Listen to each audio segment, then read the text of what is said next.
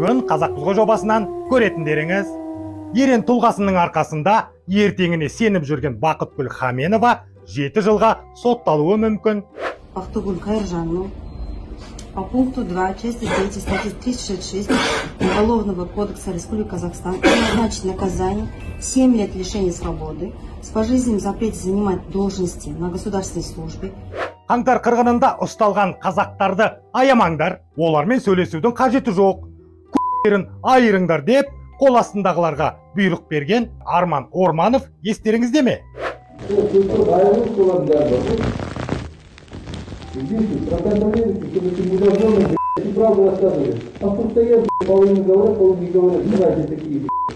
Бұл қатыгез прокурорды қызметінен кетті ме деп жүрсем, керісінше бұл пенденің қызметі жоғарылапты. Арман Орманов қазір Теміртау қаласының прокуроры. Міне сіздерге жаңа Қазақстан. Ой, бәлі, шығатын жағы аяқпын.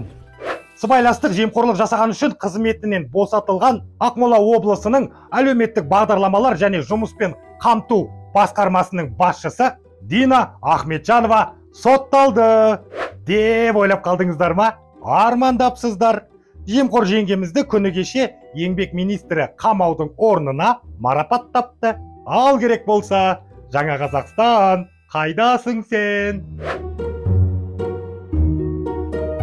Мемлекеттен қомақты субсидия алып жүрген Қостанай облысындағы ПКФ Қайрат ауыл шаруашылығы құрылымдарының басшысы Төремұрат Өтепов досының туған күніне құны 80 миллион тұратын көлік сыйлады. Мемлекеттік субсидияның ақшасын сыйлыққа жұмсаған мұндай пендеге не себепті жаза қолданылмай отыр? Алло, антикор, естіп отырсыңдар ма? Мы хотим презентовать, подарить нашему Алтыке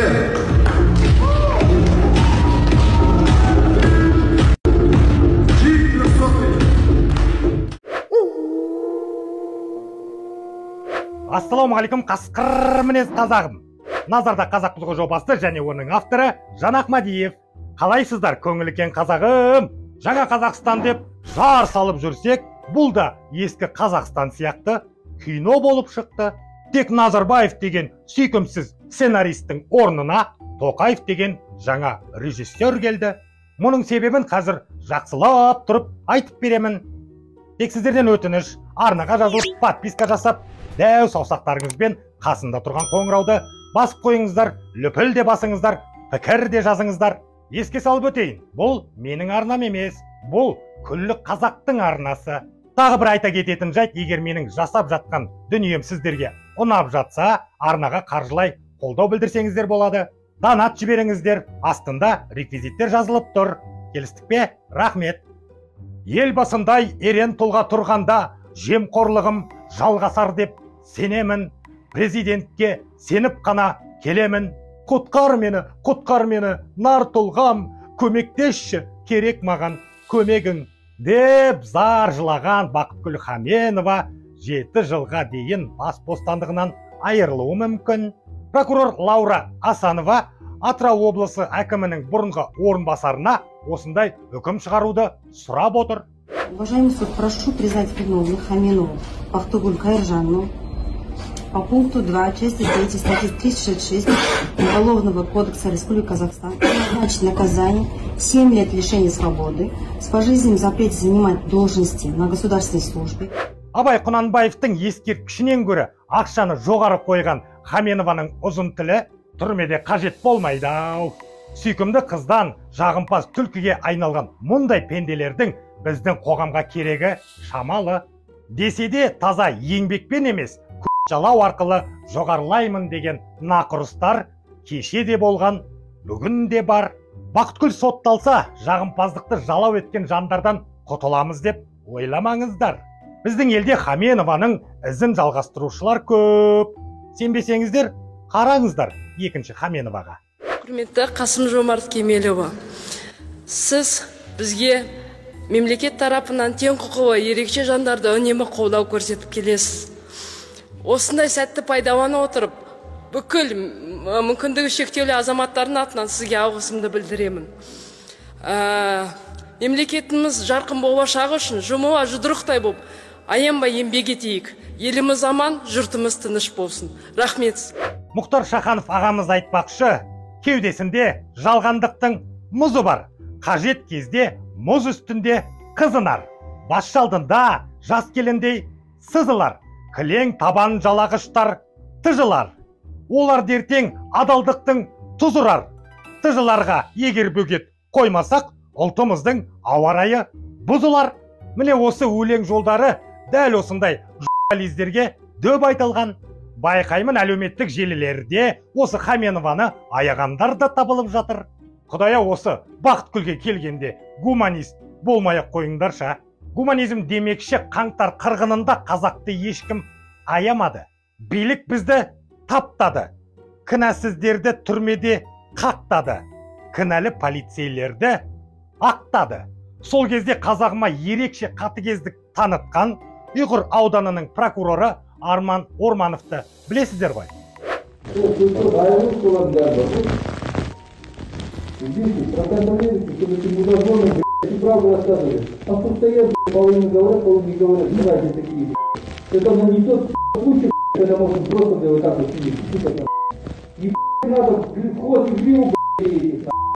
Әрине, халықтың күнін айырыңдар деп бұйрық берген мұндай арамзаттың, адамзаттың орны зынданда емес пе?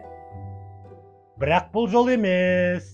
Керісінше бұл пенденің қызметі жоғарылады. Көтайырғыш Арман Орманов қазір Теміртау қаласының прокуроры болып тағайындалды. Алло, мен өзі жаңа Қазақстанда өмір сүріп жатырмын ба? Байқаймын. Жаңа Қазақстанның жұпар емес. Назарбаевтың көгерген иесі мөңкіп тұр ғой мұнда. Ой, асықпаңыздар. Жаңа Қазақстанның сюрприздері әлі көп. Соның бірі сыбайластық жемқорлық жасаған үшін қызметінен босатылған Ақмола облысының әлеуметтік бағдарламалар және жұмыспен қамту басқармасының басшысы Дина Ахметжанова әлі қызметінен кетпепті. Не хочу говорить. За что на вас составили административный материал? Прокомментируйте вообще? Нет, я не хочу, пока не хочу, потом прокомментирую. Когда вы прокомментируете? Когда будут итоги. Ол былай тұрсын, жемқор жеңгеміз тіпті еңбек және әлеуметтік қорғау министрі Тамара Дүйсенованың қолынан марапат алып мәз. Біздің елде бәрі жақсы, тек болмай тұр әділдік. Амал қанша көнеміз ғой, бәріне де бағындық. Құрып кеткір билікті құдай жасап табындық. Әділетсіз ел болып, күллі әлемге танылдық. Билікте отырғандарды қойшы, біздің жай облыста отырған шенеуніктердің өзі шікірейіп тұр ғой шіркін. Қазақтың ұялмақ түгілі қорықпайды. Оған мысал мына бір керемет тойдағы мына бір оқиға. Мы хотим презентовать, подарить нашему Алтыке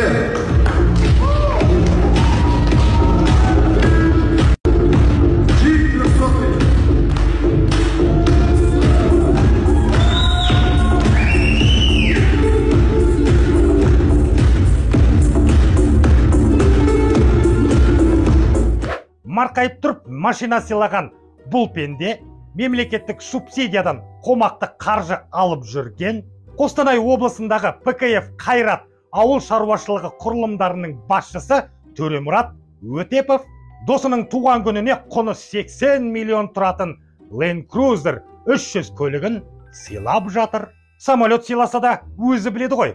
Бірақ маған қызық болып тұрғаны айлығы 500 мың теңгеден аспайтын қарапайым шенеунікте 80 миллион теңге қайдан жүр? Әрине, мемлекеттік субсидияның ақшасы да. Қалай күйінбейсің? Мұндай надандарға қазағым қырылып қалса да бәрібір. Өкіметтен бөлініп жатқан 80 миллион теңге бұларға сөз дейсің бе? Ашқазақтың аузынан жырып алып тойда ақша шашатын осындай шошқаларды түсін алмай қойдым. Жағымпаз жасқаншақ, жаман мақтаншақ болып келеді деп атам қазақ бекер айтпаған ғой. Бірақ мұндай сасық кеуде пасықтарға айттың не, айтпадың не? Ай, бұл адам болмайды. Бұл адам болмайды ау. Ал енді күлкілі жаңалықтарға көшсек. Президенттік сайлау жақындаған сайын кандидаттар өзінің өнерлерін халыққа шет-шетінен паш етіп жатыр. Жақында Қарақат Әбденованың бие сауған видеосын көрген шығарсыздар. Дәл қазір Қазақстан Республикасының президенттігіне үміткер Қарақат Әбден өздеріңіз көріп отырғандай бие сауып жатыр. Бисмилля. Біздің үйде 4 бие сауатымыз. Бала кезімнен осы биені сауып өстім. Түрімен кетіміз. Не орлым көп піссе, қымыз дәмді болады. Піспесе, қымыз ащы болады. Міне технология. Жалпы өзім сауатын адамдардан қорқамын. Осы күнге дейін қазақтың байлығын Назарбаев деген нақұрыс 30 жыл бойы сауып келіп еді, енді жетпегені Қарақат Әбден дейсің ғой. Емшекті тартқанына қарағанда тәтеміздің аппетиті да ұрып тұрған сияқты ғой. Қой құрсын аулақ, өзімен кетсін. Одан да сынық жілікті қайтадан сындыратын Дайрабаев Жигули шестеркамыз жақсы емес пе? Май жемейді, ақырын жүреді, тек анда-санда қуып кететіні болмаса. Атамыз сүйекті қойып, жылқының тағасына көшіпті. Ода осыны осылай тағалап, сөйтіп қойды бақты қой осылай. Әдеке.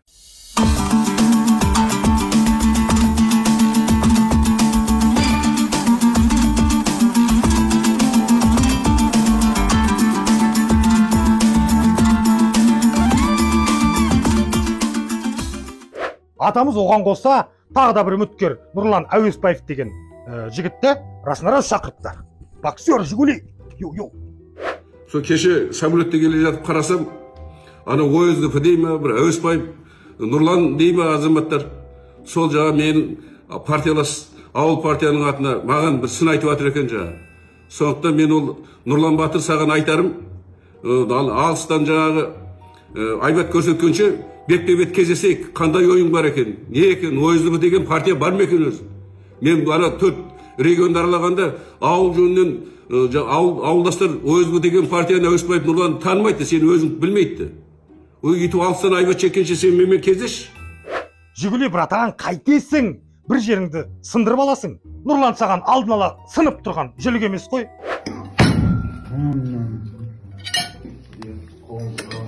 Тағы бір кандидат Салтанат Тұрсынбекова әйелдерді қорғау арқылы Қазақстанды дамытпақшы, бірақ Салтошқа өзінің жақтастары да сенбейтін көрінеді. Видеосына қарағанда әйелдердің айғайлауға мүлдем ынтасы жоқ сияқты. Мы сила!